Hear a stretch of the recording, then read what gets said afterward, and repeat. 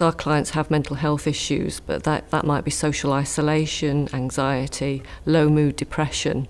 And so that's what we aim for, is their emotional well-being. They all come from criminal justice, they've reoffended in some way, and it's to reduce the likelihood of reoffending. We were evaluated last year and we showed from our figures that we were actually more effective than just probation, sort of one-to-one work really. Well, Brooks came through our project. He had a difficult past and he had mental health issues where he felt like he had nothing to live for. He is such a very good role model for the other people coming through, because they look at him and they think, my God, I could be like him, and that's very inspiring for our service users.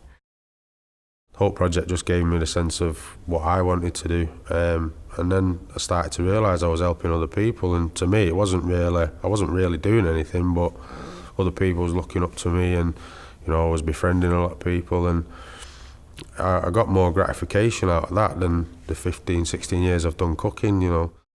Well, I didn't really know much about Brooke, but we had on a Friday, he has this sort of thing where we'll all go and sit in a briefing room and we'll all have a chat about our problems, and once you actually hear his problems and you think, wow, that's the sort of thing I've experienced, and once you know that someone else has been through what you've been through, it seems a lot easier. You don't feel as isolated and alone.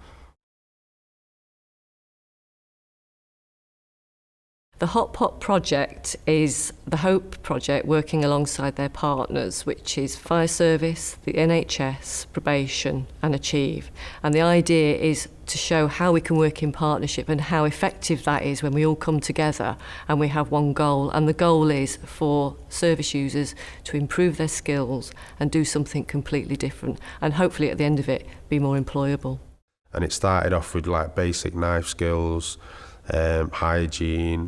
Made them all go and do the health and hygiene certificate. So it's been kind of like an MVQ style training, start to finish, but obviously leading up to that we're going to do a meal for 50 people, well, 3-course meal for 50 people, which can be quite daunting for someone who's never cooked before, and some of the people I have had have never cooked before. The only thing they've ever cooked is something that goes in a microwave. Just the fact that they'll be going home and cooking and eating healthily as well, I think that'll be something, I'll be glad that I've passed that on to them, something that they would have been daunted by at first, there's a lot of stuff where I've shown them now, you can make something in 20 minutes like that, and it's fresh, it's not, they enjoyed it, it's new foods that they've never tried. So just even if I can just pass that on to them as well, even if it wasn't a job out of it, what they got in the end, just the fact that they was eating healthier and they was trying new things, I'd think I was job done for me, that. I don't know, I'd like to go home and make jacket potato, some Chinese chicken wings, maybe a bit of salad, a bit of coleslaw. And when I actually make it, I feel happy that I've made a nice, dish, instead of just chips, beans, egg, couple of rounds of bread, a proper northern thing sort of thing. I'm happy doing, what I'm doing sort of thing now, and I spent a lot of time feeling negative about myself, and I'm actually feel like I'm set on a course now where I'm actually achieving something instead of just sort of treading water. What we hope for is that they actually get hope, and that when they leave our project, they leave with something, and usually that's increased self-esteem.